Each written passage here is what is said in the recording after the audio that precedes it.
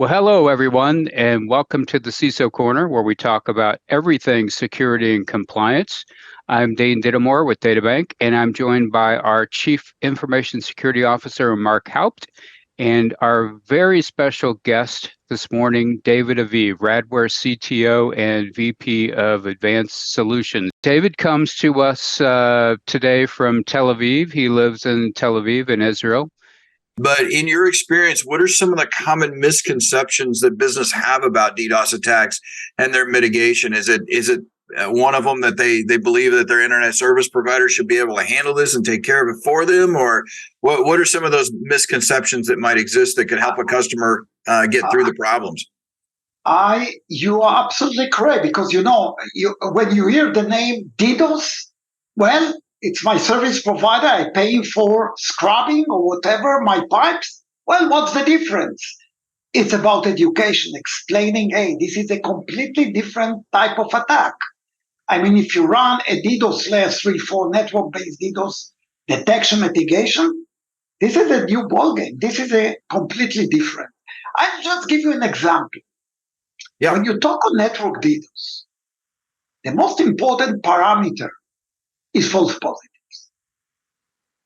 When you talk on web DDoS, the most important one is false negatives. Because think of the math.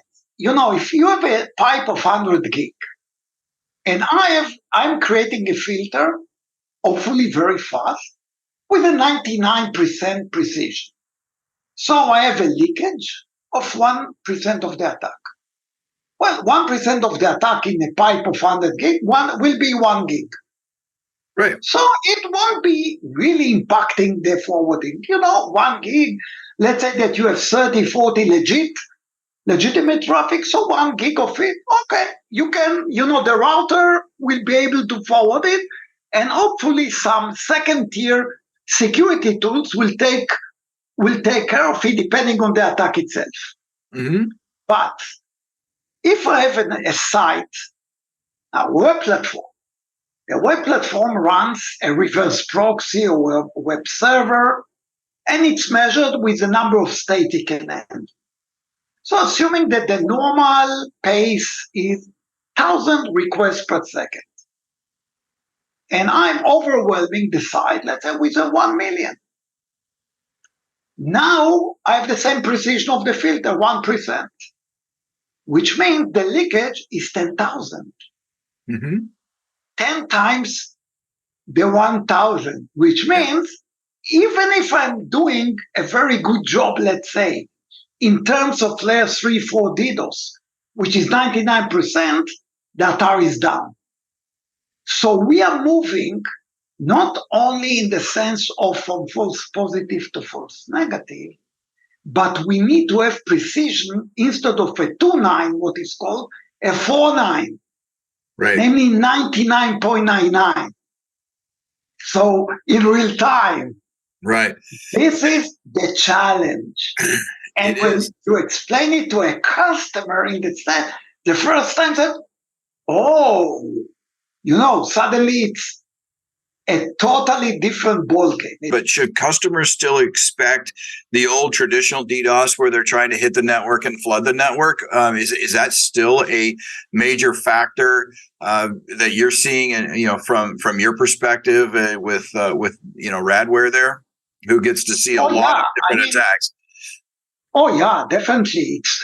To say that there is a new wave also for layer 7 doesn't mean that layer 3-4 campaigns are doesn't think it's actually what we are seeing are mixed campaigns, namely a layer 3-4 campaign and a layer 7 in order to confuse the defenses. How do we use Radware's services and software to protect our clients? Great question, and I'll introduce to you what we use at DataBank, what we resell of Radware's, and then maybe David can give just a quick understanding of those. So we offer a couple of DDoS protection tools.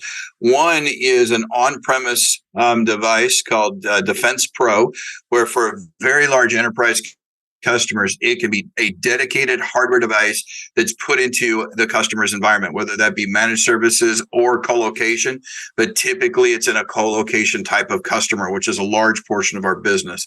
We also have cloud-based DDoS protection, where we can shunt the traffic or route the traffic through the Radware DDoS protection tools out in the cloud before it even reaches the DataBank network, which is an incredible tool to help us protect the environment, and for not only for our customers, but also for DataBank itself. So it's a good partnership between DataBank and our customers as we move forward.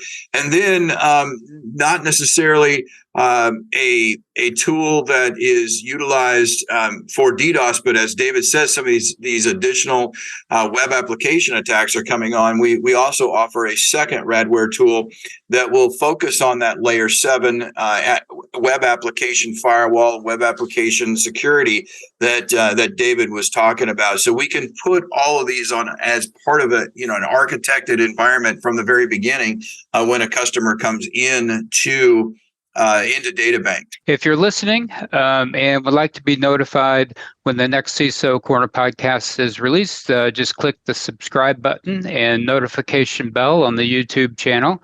And if you have a topic that you'd like Mark and I to cover in the future, just drop us an email at CISO@databank.com. That's CISO@databank.com. And that's a wrap for today. As always, be safe and stay secure.